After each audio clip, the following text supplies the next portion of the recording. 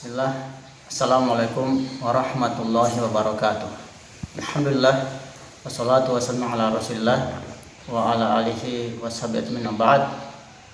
Ikhwah dan akhwati fillah yang dirahmati Allah Subhanahu wa taala. Marilah kita bersyukur kepada Allah Subhanahu wa taala atas nikmat iman, nikmat Islam, dan nikmat kita bisa melakukan ibadah karena Allah Subhanahu wa taala. Salawat serta salam semoga tercurah kepada Nabi Muhammad SAW, kepada keluarga, para sahabat, dan kepada kita umat Islam yang mengikuti petunjuk dan sunnah beliau hingga hari kiamat.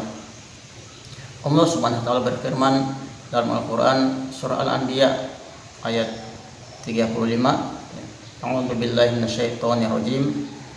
Kullu nafsin dha'iqatul maut wa nabalukum bisyarri wal khairi fitnah wa ilaina turja'un. Kata Allah Subhanahu wa taala, tiap-tiap yang berjiwa akan merasakan mati.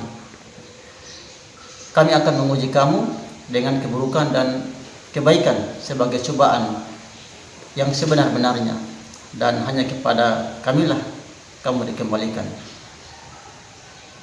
Dalam tafsir As-Sa'di rahimahullah ta'ala, Allah subhanahu wa ta'ala berfirman, kullu nafsin dha'iqatul maut, tiap-tiap yang berjiwa akan merasakan mati.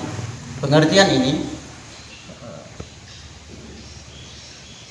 mencakup segenap nyawa para makhluk, dan bahwa ajal ini ibarat gelas yang harus kita tekuk, yang harus kita minum oleh setiap makhluk, kedatipun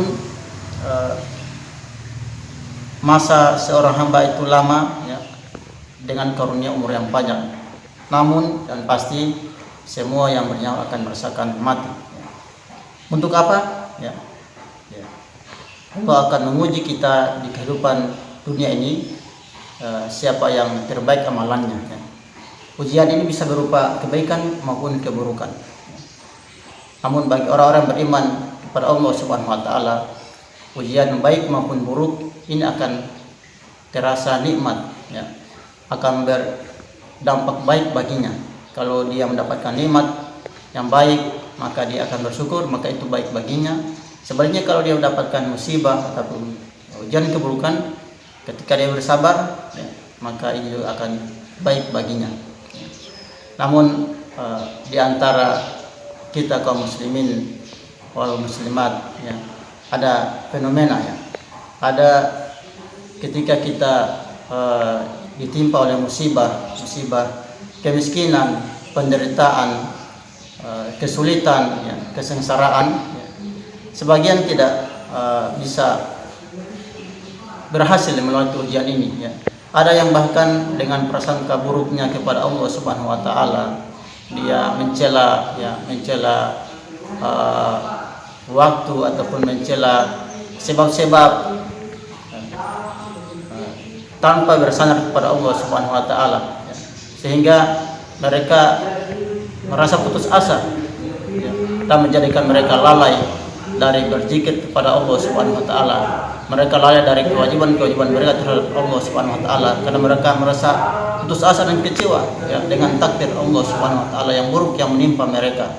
Dikatakan mereka ini adalah seburuk-buruk makhluk, karena mereka mendapatkan musibah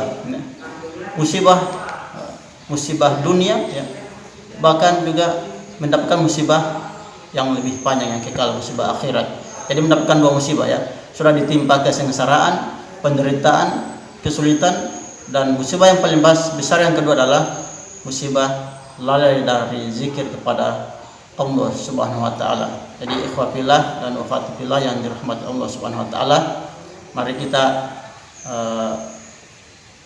meyakini bahwa takdir Allah yang baik, dan yang buruk ini merupakan ujian bagi kita untuk dijadikan sebagai lahan mendapatkan balasan yang terbaik dari sisi Allah Subhanahu wa taala dengan bersabar ketika mendapatkan musibah dan berprasangka baik kepada Allah Subhanahu wa taala, sehingga kita jadi orang yang